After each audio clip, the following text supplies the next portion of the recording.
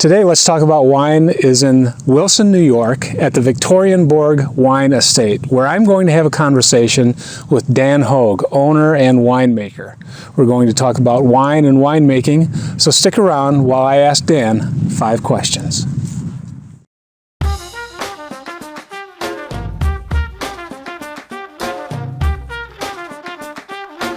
Today, let's talk about wine is in Wilson, New York, and we're having a conversation with Dan Hogue, the owner and winemaker at Victorianbourg Winery. Dan, thanks a lot for coming by and giving us some time. So I have to ask you, the first question right off the bat is, how did you get the name Victorianbourg? It's a combination of 2 things, actually. The Victoria is my wife's name, and I often joke that I have 2 passions in life, my wife and my wine, which occasionally I've said the wrong way, and that gets me in serious trouble. But then we took Victoria's name and added the suffix Bourg to it, because that's a suffix you'll see on a lot of villages in eastern France and without the O in western Germany as Berg. And I was trying to kind of telegraph the types of wines that we aspire to make. Okay.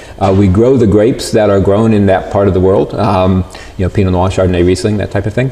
And those wines inspired our wine. So that was the origin of the name. Okay, outstanding. So how did you decide to get started in this business? Well, I actually learned to make wine in Germany back in the 1970s, and have always had a dream of having a winery and a vineyard, but I've always been much too practical for that. Have been a serial entrepreneur most of my life, starting a business and selling them. And after I sold the last one, I was living in the Virgin Islands and trying to decide exactly what to do. And I was getting to the point where I had to acknowledge that either this winery thing was just a dream, or it was time to do it, or it wasn't. There wasn't going to be enough time left to do it. So, so that's what brought us here. Can you tell me a little bit about your education in Germany? Yes, I was actually there in the military.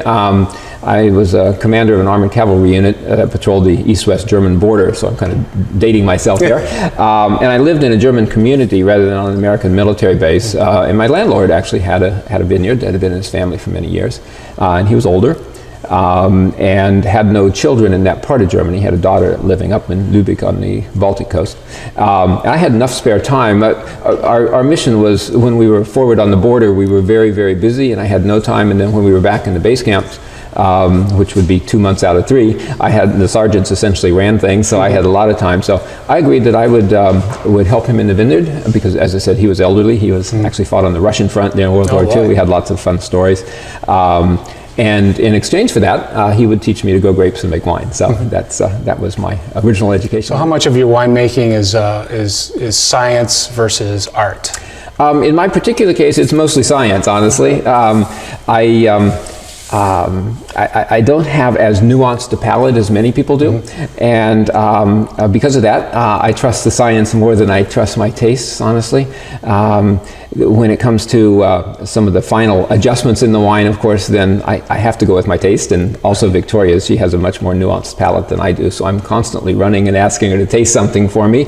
Also, our marketing coordinator, Chelsea McCormick, who was educated on the Canadian side of the river in wine, has a nuanced palate as well. So between Victoria and Chelsea, they keep me on the straight and narrow. Exactly, yeah, very much so. But yeah, we're fairly intensely focused on the scientific side of it. Excellent. So any advice for people that are just getting into or that are interested in getting into operating a vineyard, making wine, owning a winery? Well, I would certainly say do it. Don't be intimidated from doing it. Obviously, the more hands-on experience that you can get, the better. I think maybe working for another vineyard or a winery for some period of time to at least have some idea for what really goes into it. But I think the biggest advice I would give to somebody is overcome the inertia and just go out and do it. Go out and do it. Yeah, learn it on the job. Okay. All right. Great advice, and thanks very much, Dan. My pleasure. Thank you, Baron. It's a pleasure. We're out of time, but really appreciated talking to you. Do you have a website that people can go to? We do. It's just victorianbourg.com. Victorianbourg.com? Yes. And you have other social media sites? We do. We have Facebook and Instagram, and actually we have a Twitter site, although I never tweet anybody. So. Okay. But yeah, I'm fairly active on the social media side. Okay. And don't forget our social media sites either. We're on YouTube. Leave a link in the description below. We're on Facebook and Instagram. And this has been Let's Talk About Wine, and a conversation with Dan Hogue, asking 5 questions. I'm Baron Lux. Thanks for watching. See you next time.